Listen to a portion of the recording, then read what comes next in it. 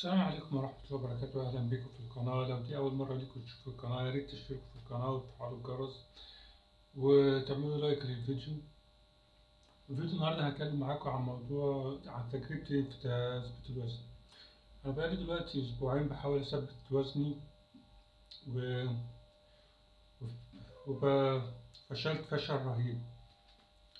أول أسبوع بعد ما رحت لدكتور البطنة وقال لي حذرني من موضوع التخسيس، وإن أنا خسيت كمية كبيرة، وإن أنا وصلت الوزن 90 دوت، وأنا المفروض أوزن يعني أنا أثبت وزني وأنا بطل رجيم.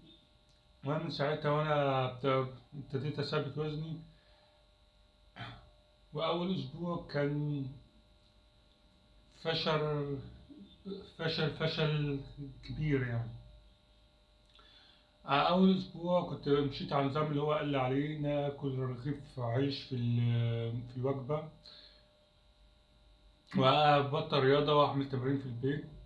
وبعد أسبوع ما رحت وزنت لقيت نفسي زدت 3 كيلو. أنا كنت 93، لقيت نفسي لأ مش 3 كيلو، زدت يا ربي 6 كيلو.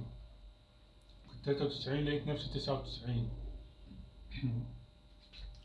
الأسبوع التاني حاولت إن أنا أعوض برضو، إن أنا أزود الرياضة شوية. أنا كنت بعمل تمرين مرة واحدة في اليوم، تمارين رياضية عادية، دخلت من على النت ونزلتها، وبقيت كنت بعملها مرة في اليوم ومفيش نتيجة. فقلت أزودها، خليها بدل مرة في اليوم خليها 3 مرات.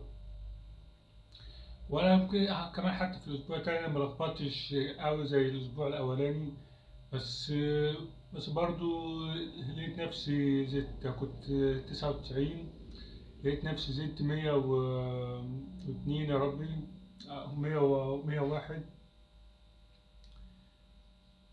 فدلوقتي أنا مش عارف أعمل إيه، حاسس إن الموضوع بيفلت من إيدي، وأنا المجهود اللي أنا عملته في السنة اللي فاتت دي كلها هيضيع هدر. متهيألي اللي أنا هعمله هو أنا عملت فيديو قبل كده أتكلم عن تثبيت الوزن وكان إزاي تثبت وزنك. فهحاول أنا أعمل الحكاية دي، إن أنا المشكلة متهيألي اللي أنا بعملها إن أنا كمية الأكل عالية والرياضة قليلة. فاللي هعمله إن أنا هرفع شوية الرياضة عشان تواظب مع كمية الأكل اللي أنا باخدها، عشان حتى مش أخس، حتى إن أنا أثبت على وزن، إن أنا أفضل على وزن 100، إن أنا مزيدش تاني، إن أنا أفضل على 100 ومزيدش، والحمد كفاية كده يعني. وانا اجرب الحكايه دي الاسبوع دوت، واشوف اخر الاسبوع يوم السبت الجاي معادي ان انا اوزن، واشوف الحكايه دي نفعت ولا لا. لو كده هقلل حتى كمان الاكل شويه، وافضل اقلل وازود كده لحد ما الاقي مستوى معين او نمط معين امشي عليه، لا بيتخني ولا بيخسسني، نمط معين كده لحد يثبت وزني. والاسبوع الجاي ده بعمل فيديو حتى ابديت واقول لكم على النتيجة، واشوف الحكاية دي نفعت ولا لأ. وده كان فيديو النهاردة، وشكرا لكم للمشاهدة. يا ريت تكونوا استفدتوا حاجة، ولو لكم اي استفسار يا ريت تعلقوا في الفيديو.